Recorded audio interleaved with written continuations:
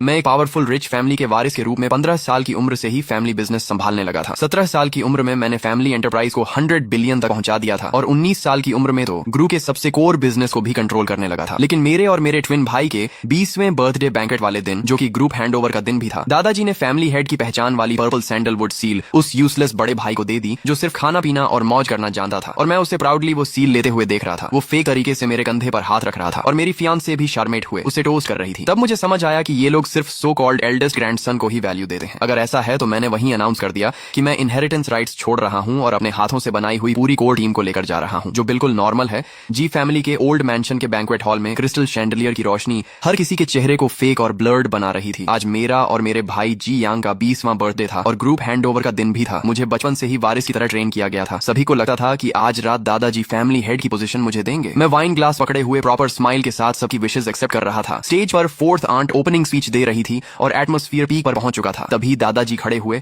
और पूरा हॉल शांत हो गया। उन्होंने गला साफ किया और जोर से बोले, आज मेरे दोनों पोतों का 20वां बर्थडे है और मेरा रिटायरमेंट डे भी। फिर उन्होंने पॉज लिया और उनकी नजर आखिर में मुझ पर आकर रुकी। उनकी आंखों में कॉम्प्लेक्स इमोशन था। मेरा हार्ट बीट तेज हो गया। जी फैमिली के रूल्स के अनुसार फैमिली हेड की पोजीशन एल्डेस्ट ग्रैंडसन को दी जाती है। मेरा दिल जैसे रुक गया। मैं और जी यांग ट्विंस हैं। वो मुझसे सिर्फ 3 मिनट बड़ा है और उन्हीं 3 मिनट की वजह से मेरी 20 साल की मेहनत खत्म होने वाली थी। मैंने देखा दादाजी ने बॉक्स खोला और वो हैवी सील निकाली। फिर मुझे इग्नोर करके जी यांग की तरफ बढ़ गए, जो मेरे पास ही केयरलेस अंदाज में खड़ा था। जी यांग, आज से तुम जी फैमिली के हेड हो और जी ग्रुप के चेयरमैन भी। याद रखना, तुम एल्डेस्ट ग्रैंडसन हो और जिम्मेदारी निभानी है। जी यांग एक पल के लिए शॉक हुआ, फिर उसके चेहरे पर एक्साइटमेंट फूट पड़ी। उसने ऑलमोस्ट छीनते हुए सील ले ली। थैंक यू ग्रैंडपा, मैं जरूर करूंगा। पूरा हॉल डेड साइलेंट हो गया। सभी की नजरें स्पॉटलाइट की तरह मुझ पर टिक गईं। किसी की आंखों में सिंपैथी थी, किसी में मॉकरी और कुछ लोग अंदर ही अंदर खुश थे। मेरे चेहरे की मसल्स स्टिफ हो गईं और मैं स्माइल मेंटेन नहीं कर पा रहा था। तभी मेरे दिमाग में एक क्लियर आवाज गूंजी, हा हा हा, जीत गया, जीत गया। मैंने कहा था ना, 3 मिनट पहले पैदा होना ही क्राउन प्रिंस बनने के लिए काफी है। जियान जैसा इडियट, इतना पढ़ा, इतना काम किया, इतना स्ट्रगल किया और आखिर में सब मेरे लिए ही किया। मजा आ गया। मैंने शौक में जियांग की तरफ देखा। वो सील उठाए खड़ा था। चेहरे पर प्योर एरोगेंस था, लेकिन मुंह से बोल रहा था, भाई आगे भी मेरी मदद करना, हम दोनों मिलकर फैमिली संभालेंगे। तब मुझे समझ आया ये उसकी इनर वॉइस है। मुझे नहीं पता मैं उसका मन कैसे सुन पा रहा हूँ। शायद एक्सट्रीम ह्यूमिलिएशन और एंगर ने कोई हिडन एबिलिटी एक्टिवेट कर दी। जियांग मेरे पास आया और मेरे कंधे पर जोर से हाथ मारा। उसकी ताकत में शोइंग ऑफ साफ दिख रहा था। देखो, इसका फेस बचपन से खुद को परफेक्ट दिखाता था। सोचता था सब फिक्स है, लेकिन ओल्ड मैन के लिए मैं ही सबसे इंपॉर्टेंट हूँ। मैंने अपने नेल्स हथेली में गड़ा दिए। तभी मेरी फियांसे ल्यू रुयन वाइन लेकर उसके पास गई। उसने वही एक्सपेंसिव ड्रेस पहनी थी जो मैंने उसके लिए खरीदी थी। उसके चेहरे पर ब्लश था और आंखों में चार्म। जी यांग ब्रो, कंग्रेचुलेशंस, फ्यूचर में मैं आपको रोस्ट करती हूँ। उसने मेरी तरफ देखना भी जरूरी नहीं समझा। तभी उसकी इनर वॉइस मेरे कानों में गूंजी, अच्छा हुआ मैंने सही इंसान चुना। जी यान केपेबल है तो क्या। जी फैमिली जैसे ट्रेडिशनल क्लैन में सबसे इंपॉर्टेंट ऑर्डर और स्टेटस होता है। अब मैं फ्यूचर चेयरमैन की वाइफ बनूंगी। तब मुझे समझ आया मेरी सारी वैल्यू उन 3 मिनट के सामने कुछ भी नहीं थी। रूल्स और ट्रेडिशन सिर्फ मीडियोक्रिटी को बचाने और टैलेंटेड लोगों को दबाने का बहाना है। मैंने जी यंग को ल्यू रुयन का ग्लास पीते देखा और जानबूझकर उसकी उंगलियों को टच करते देखा। मैंने दादाजी को सेटिस्फाइड होकर बियर्ड सहलाते देखा, जैसे उन्होंने दुनिया का सबसे स्मार्ट डिसीजन लिया हो। और रिलेटिव्स जी यंग के चारों तरफ फ्लैटर कर रहे थे, जैसे मैं कोई बैकग्राउंड कैरेक्टर हूँ। मेरे अंदर का एंगर आखिर टूट गया। मैंने धीरे से मुट्ठी खोली और हंस पड़ा। आवाज धीमी थी, लेकिन पूरे हॉल को चुकर आ गई। मैंने माइक उठाया और स्टेज पर चला गया। लाइट्स फिर मुझ पर आ गई। थैंक यू सभी गेस्ट जो मेरे और मेरे भाई के बर्थडे बैंक्वेट में आए। मैंने जानबूझकर भाई शब्द पर जोर दिया। दादाजी ने सिर हिलाया, अच्छा है, समझदार हो, आगे भी अपने भाई की मदद करना, तुम्हें फायदा मिलेगा। जी यंग स्मर कर रहा था। कंटिन्यू एक्टिंग देखते हैं। कब तक मैं पूरे हॉल को देखकर बोला, अगर जी फैमिली इतना ही एल्डेस्ट ग्रैंडसन रूल को मानती है तो मैं जीएन यहाँ अनाउंस करता हूँ कि मैं वॉलंटरीली इनहेरिटेंस राइट्स छोड़ रहा हूँ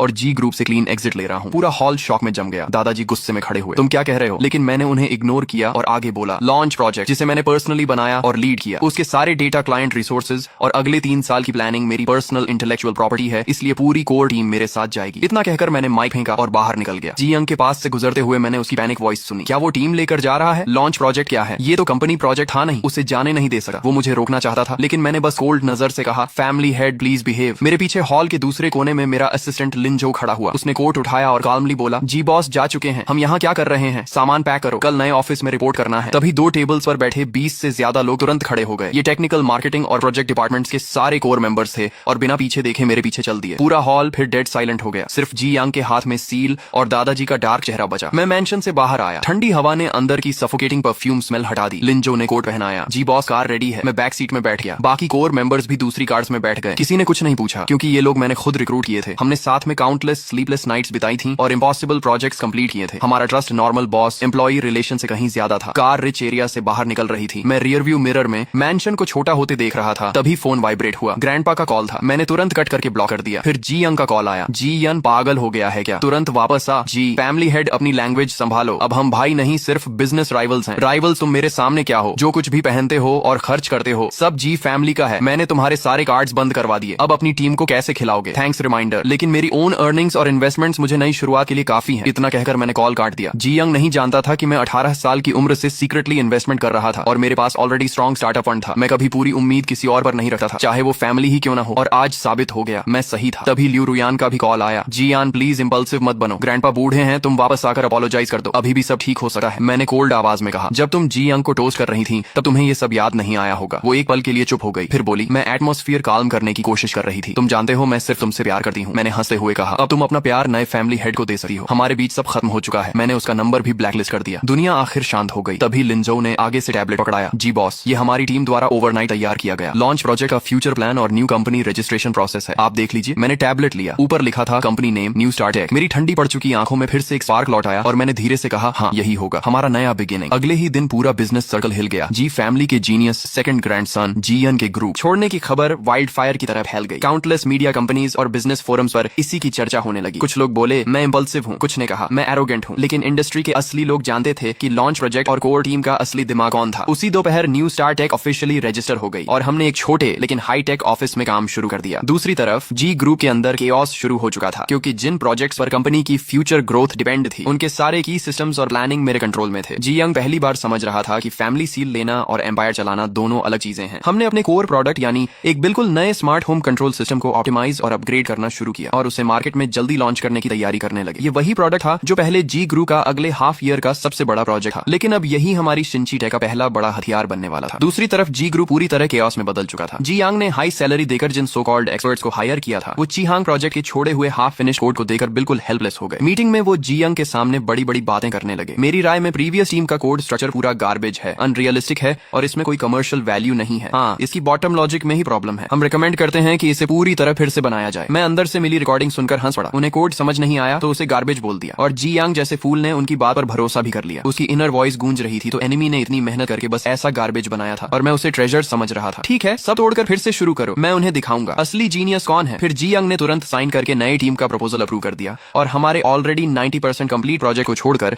जीरो से रीस्टार्ट करने का फैसला कर लिया। इस डिसीजन की वजह से जी ग्रुप को इस प्रोजेक्ट में कई करोड़ एक्स्ट्रा इन्वेस्टमेंट और कम से कम आधा साल एक्स्ट्रा टाइम गंवाना पड़ा। ग्रैंडपा ऑफिशियली रिटायर हो चुके थे, लेकिन कंपनी में क्या चल रहा है ये उनसे छुप नहीं सकता था। उन्होंने जी यांग को ओल्ड मैंशन बुलाकर जमकर डांटा। बेवकूफ, तुझे पता भी है सब कुछ दोबारा शुरू करने का मतलब क्या होता है। इसका मतलब है कि हमारी पिछले 6 महीने की सारी इन्वेस्टमेंट पानी में चली गई। जी यंग डरते हुए बोला। ग्रैंडपा उन नए एक्सपर्ट्स ने साफ कहा है कि जी यंग सिर्फ एक फैंसी लेकिन यूजलेस शेल छोड़कर गया है। आप हमेशा उसे परफेक्ट मत समझिए, अब वो हमारा एनिमी है। उसकी इनर वॉइस फिर गूंजी। ओल्ड मैन हमेशा उसी की साइड लेता है, अब भी उसी को बचा रहा है। मुझे कुछ बड़ा करके दिखाना होगा ताकि उसे पता चले सही कौन है। आखिर ग्रैंडपा भी उसे रोक नहीं पाए और भारी सांस लेकर चुप हो गए और मैंने इसी परफेक्ट टाइमिंग एडवांटेज को पकड़ लिया। 1 महीने बाद सिंची टेक ने अपनी पहली प्रोडक्ट लॉन्च कॉन्फ्रेंस रखी। मैं स्पॉटलाइट के नीचे खड़ा होकर मीडिया और पोटेंशियल पार्टनर्स के सामने हमारा स्मार्ट होम सिस्टम कीमिंग इंट्रोड्यूस कर रहा था। कीमिंग सिस्टम आपकी जिंदगी को रीडिफाइन करेगा। ये सिर्फ एक कंट्रोलर नहीं बल्कि आपका इंटेलिजेंट स्मार्ट असिस्टेंट होगा। इसकी smooth performance, human friendly design और पावरफुल कंपैटिबिलिटी मार्केट के सभी सिमिलर प्रोडक्ट्स से कई गुना बेहतर थी। लॉन्च होते ही कीमिंग पूरे टेक इंडस्ट्री में सेंसेशन बन गया। उसी दिन हमने देश की टॉप 3 होम डेकोरेशन कंपनीज के साथ स्ट्रेटेजिक पार्टनरशिप साइन कर ली और ऑर्डर्स की टोटल वैल्यू 50 मिलियन से ऊपर पहुंच गई। सिंची टेक एक ही बार में फेमस हो गई। ऑफिस के फोन्स लगातार बज रहे थे, जबकि उसी समय जी ग्रुप अभी तक अपने नए प्लान का बेसिक स्ट्रक्चर भी पूरा नहीं कर पाया था। जब जी यांग ने न्यूज में मुझे कॉन्फिडेंस के साथ स्टेज पर देखा और कीमिंग सिस्टम के अमेजिंग फीचर्स देखे तो उसने गुस्से में अपना फेवरेट एंटीक वेस तोड़ दिया। ये इम्पॉसिबल है, ये तो वही प्लान है जो हमने बनाया था। वो 1 महीने में इतना पावरफुल कैसे हो गया? तब जाकर उसे एहसास हुआ कि वो उन फेक एक्सपर्ट्स द्वारा बेवकूफ बनाया गया था। जिसे वो गार्बेज समझ रहा था वो एक्चुअली मार्केट बदल देने वाला गोल्ड था और उसने खुद उस गोल्ड को डस्टबिन में फेंक दिया। जी ग्रुप के स्टॉक्स फिर बुरी तरह गिर गए। बोर्ड मीटिंग में जो अंकल्स पहले ग्रैंडपा की साइड लेते थे अब कंप्लेन करने लगे। देख लिया क्या हो गया, जीएन के जाते ही कंपनी और नए प्रोजेक्ट्स ऑलमोस्ट कोलैप्स हो गए और अब वही हमारे प्रोजेक्ट को लेकर हमारा बिगेस्ट कॉम्पिटिटर बन गया। ये आखिर हो क्या रहा है? ग्रैंडपा मेन सीट पर बैठे थे और उनका चेहरा इतना डार्क था जैसे पानी टपक पड़े। वो दांत पीस कर बोले, जीएन उस बास्टर्ड के पंख निकल आए हैं। उसने पलट कर काटना शुरू कर दिया, लेकिन उन्हें नहीं पता था कि ये तो सिर्फ शुरुआत थी। कीमिंग सिस्टम की सक्सेस ने शिंची टेक को इंडस्ट्री में मजबूती से खड़ा कर दिया। हमने तुरंत मार्केट एक्सपैंड करना शुरू किया और सिर्फ 3 महीनों में domestic high and smart home market का 30% हिस्सा अपने नाम। लेकिन लियू रुयन की हालत भी अच्छी नहीं रही। जी यांग बाहर लड़कियों और पार्टीज में बिजी रहने लगा और उसे पूरी तरह भूल गया। लियू फैमिली ने गलत साइड चूज की थी, इसलिए उनकी सोशल पोजीशन भी तेजी से गिरने लगी। सुनने में आया कि लियू रुयन कई बार पार्टीज और बिजनेस इवेंट्स में मुझसे मिलने की कोशिश करती रही, लेकिन हर बार मेरे बॉडीगार्ड्स ने उसे बाहर ही रोक दिया। मैंने उसे एक बार भी प्रॉपर्ली देखने की जरूरत नहीं समझी। कुछ लोग एक बार लाइफ से निकल जाएं तो हमेशा के लिए खत्म हो जाते हैं और मेरे पास ऐसे बोरिंग बोरिंग लोगों और चीजों पर वेस्ट करने के लिए बिल्कुल समय नहीं था। मेरा असली लक्ष्य था उस रॉटन और एरोगेंट जी ग्रुप को पूरी तरह खत्म करना, जो सिर्फ ब्लड लाइन और एल्डेस्ट सन रूल्स को ही सब कुछ मानता था। जी ग्रुप की फाइनेंशियल कंडीशन अब कोलैप्स होने की कगार पर पहुंच चुकी थी। जी यंग की बेवकूफ इन्वेस्टमेंट्स एक बॉटमलेस पिट की तरह कंपनी का पैसा निगल रही थी और कोर बिजनेस की डाउनफॉल की वजह से कंपनी रेवेन्यू भी बुरी तरह गिर चुका था। बैंक्स लोन रिपेमेंट मांगने लगे, सप्लायर्स पेमेंट के लिए ऑफिस पहुंचने लगे, कंपनी के अंदर पैनिक फैल गया, एम्प्लॉइज सीक्रेटली रिजाइन करने लगे। आखिरकार जी यंग डर गया, उसके पास कोई तरीका नहीं बचा, इसलिए वो फिर से ओल्ड मैंशन में दादाजी के पास मदद मांगने पहुंच गया। स्टडी रूम में दादाजी लेटेस्ट फाइनेंशियल रिपोर्ट देकर कांप रहे थे। सिर्फ 6 महीने में तुमने कंपनी की ये हालत कर दी। जी फैमिली की 100 साल पुरानी लेगेसी तुम्हारे जैसे निकम्मे की वजह से खत्म हो जाएगी। जी यंग जमीन पर घुटनों के बल बैठ गया और रोते हुए बोला, ग्रैंडपा मुझसे गलती हो गई, प्लीज एक बार और मदद कर दीजिए। ओल्ड मैन के पास जरूर सीक्रेट मनी होगा, अगर वो निकाल दें तो कंपनी बच सकती है। वंस कंपनी स्टेबल हो गई तो मैं सब संभाल लूंगा। दादाजी ने आंखें बंद कर ली, उनके चेहरे पर सिर्फ थकान और डिसअपॉइंटमेंट बची थी। काफी देर चुप रहने के बाद उन्होंने कहा, अभी सिर्फ एक रास्ता बचा है। जी यंग तुरंत बोला, कौन सा रास्ता? दादाजी ने भारी आवाज में कहा, जी यंग को वापस लाओ। अगर वो वापस आने को तैयार हो जाए तो मैं फैमिली सील उसे दे दूंगा और तुम्हें उसका असिस्टेंट बना दूंगा। आखिर इस हालत में उन्हें झुकना ही पड़ा, लेकिन जी यंग तुरंत भड़क गया, इम्पॉसिबल, मैं उसके सामने झुकूं और उसका असिस्टेंट बनूं? मैं ही एल्डेस्ट ग्रैंडसन हूं, मैं ही फैमिली हेड हूं, उससे माफी मांगने से अच्छा तो मैं मर जाऊं। वो आखिर है क्या? बस मेरे पेरेंट्स का उठाया हुआ एक आउटसाइडर। तभी उसकी इनर वॉइस मेरे दिमाग में गूंजी। आउटसाइडर ये शब्द बिजली की तरह मेरे दिमाग में गिरा। मैं हमेशा सोचता था कि हम ट्विंस हैं, बचपन से सब यही कहते आए थे, क्या सच कुछ और है? मैंने तुरंत लिंजो को ऑर्डर दिया कि जिस हॉस्पिटल में हमारा जन्म हुआ था वहाँ के सारे पुराने रिकॉर्ड्स निकलवाए जाएं। 3 दिन बाद लिंजो मेरे सामने एक पुरानी बर्थ सर्टिफिकेट में मदर का नाम मेरी माँ का ही था, लेकिन बेबी इन्फॉर्मेशन में सिर्फ जी यंग का नाम लिखा था और डीएनए रिपोर्ट ने तो सब क्लियर कर दिया। एक रिपोर्ट में जी यंग और मेरे पेरेंट्स के बीच रियल ब्लड रिलेशन था, लेकिन दूसरी रिपोर्ट में मेरे और उनके बीच कोई ब्लड रिलेशन नहीं था। यानी मैं असल में जी फैमिली का बच्चा था ही नहीं। मुझे उसी दिन हॉस्पिटल से उठाकर लाया गया था। नहीं, शायद ये कोई एक्सीडेंट नहीं था। जी फैमिली जैसी पावरफुल फैमिली 20 साल तक ऐसी गलती नोटिस न करे, ये इम्पॉसिबल था। इसका मतलब ये सब जानबूझकर किया गया था। शायद उस समय जी यंग बहुत वीक और सिक पैदा हुआ था, इसलिए फैमिली ने एक हेल्थी बच्चे की जरूरत में मुझे उठा लिया ताकि दुनिया को ट्विंस की कहानी सुनाई जा सके। और मैं सिर्फ उनका बैकअप प्लान था। मुझे हेयर की तरह ट्रेन सिर्फ इसलिए किया गया क्योंकि जी यंग कमजोर था, लेकिन जैसे ही वो बड़ा होकर हेल्थी दिखने लगा मैं एक्सपेंडेबल बन गया। एल्डेस्ट ग्रैंडसन वाला रूल सिर्फ एक एक्सक्यूज था ताकि लीगली सब कुछ जी यंग को दिया जा सके। आखिर में ये सब एक केयरफुली प्लान्ड स्कैम निकला। मैं जी यंग शुरू से आखिर तक सिर्फ जी फैमिली की चेसबोर्ड का एक पॉन था। ये सच मेरे दिल में बची हुई आखिरी उम्मीद को भी खत्म कर गया। लेकिन हैरानी की बात ये थी कि मुझे ना गुस्सा आया ना दुख, मेरे अंदर बस डरावनी शांति बची थी, क्योंकि अब मेरे और जी फैमिली के बीच कोई ब्लड रिलेशन नहीं था। इसलिए अब जो कुछ भी मैं करूंगा उसमें मुझे कोई गिल्ट महसूस नहीं होगा। उधर दादाजी के प्रेशर में आकर आखिरकार जी यंग ने मुझे फोन किया। कॉल कनेक्ट होते ही उसने दांत पीसते हुए कहा, जी यान क्या तुम फ्री हो? हमें मिलना है। उसकी इनर वॉइस लगातार मुझे गालियां दे रही थी, बस पैसे मिल जाएं फिर देखना मैं इसे कैसे बर्बाद करता हूँ। मैंने शांत आवाज में पूछा, क्या बात है? उसने मजबूरी में कहा, ग्रैंडपा चाहते हैं कि तुम वापस आकर कंपनी बचा लो। मैंने उसे बीच में ही रोक दिया, अगर मुझे वापस चाहिए तो मेरी कंडीशंस होंगी, पूरे शेयर होल्डर्स मीटिंग के सामने और मीडिया के सामने। तुम और दादाजी खुद फैमिली सील और चेयरमैन अपॉइंटमेंट लेटर मेरे हाथ में दोगे और अपने पुराने फैसले के लिए पब्लिक अपॉलॉजी भी करोगे। जी यंग पागलों की तरह चिल्लाया, इम्पॉसिबल, हम तुमसे माफी मांगे, तुम खुद को समझते क्या हो? मैंने ठंडी आवाज में कहा, तो फिर तैयार रहो। एक हफ्ते बाद जी ग्रुप की बैंकरप्सी देखने के लिए, और मैंने कॉल काट दिया। मुझे पता था दादाजी अपनी रेपुटेशन बचाने के लिए कुछ भी करेंगे। वो कभी नहीं चाहेंगे कि जी ग्रुप उनके हाथों खत्म हो। 2 दिन बाद खुद दादाजी का फोन आया। उनकी आवाज पहले जैसी पावरफुल नहीं रही थी। उन्होंने थकी हुई आवाज में कहा, तुम्हारी सारी कंडीशंस मंजूर हैं। फ्राइडे को शेयर होल्डर्स मीटिंग होगी। मीटिंग वाले दिन पूरा कॉन्फ्रेंस हॉल मीडिया और शेयर होल्डर्स से भरा हुआ था। दादाजी स्टेज पर आए, उनका चेहरा बूढ़ा और कमजोर लग रहा था। उन्होंने माइक पकड़ा और भारी आवाज में कहा, मेरी गलत डिसीजंस और जी यंग की लैक ऑफ एक्सपीरियंस की वजह से कंपनी क्राइसिस में आ गई है, इसीलिए बोर्ड ने फैसला लिया है कि जी यंग को वापस चेयरमैन बनाया जाएगा। इतना कहकर उन्होंने पर्पल सैंडलवुड सील और अपॉइंटमेंट लेटर उठाया और कांपते हुए मेरी तरफ बढ़ने लगे। सभी मीडिया कैमरास उसी मोमेंट को कैप्चर कर रहे थे। हर किसी को लगा कि ये रिकंसिलिएशन और पावर ट्रांसफर का मोमेंट है, लेकिन तभी मैंने उन्हें रोक दिया। सब लोग शॉक होकर मेरी तरफ देखने लगे। मैंने अपने ब्रीफ केस से डॉक्यूमेंट्स निकाले और लिंजो को कहा कि सब शेयर होल्डर्स और रिपोर्टर्स में बांट दें। फिर मैंने माइक उठाकर कहा, चेयरमैन पोजीशन एक्सेप्ट करने से पहले मैं चाहता हूं कि आप लोग पहले ये डॉक्यूमेंट्स देख लें। दादाजी और जी यंग ने जैसे ही पेपर्स देखे, दोनों के चेहरे सफेद पड़ गए, क्योंकि उन पेपर्स पर लिखा था डीएनए टेस्ट रिपोर्ट। दादाजी के अंदर पैनिक फूट पड़ा। उसे ये कैसे पता चला? ये सीक्रेट तो सिर्फ मुझे और उसके पेरेंट्स को पता था, जबकि जी यंग कंफ्यूज्ड और डरा हुआ था। मैंने उन्हें रिएक्ट करने का मौका दिए, बिना माइक उठाया और कहा, आज मैं एक 20 साल पुराना सच बताने जा रहा हूँ। मैं जी फैमिली का असली बच्चा नहीं हूँ। मेरे हाथ में जो डीएनए रिपोर्ट है वो साबित करती है